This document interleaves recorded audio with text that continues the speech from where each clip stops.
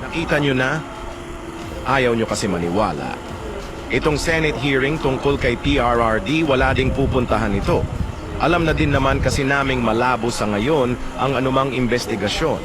Tingnan nyo, tinabla agad ni Senator Escudero ang cite in contempt. E di nagsayang lang din kayo ng laway nyo dyan. Tanggap na rin naman namin na panapanahon lang yan.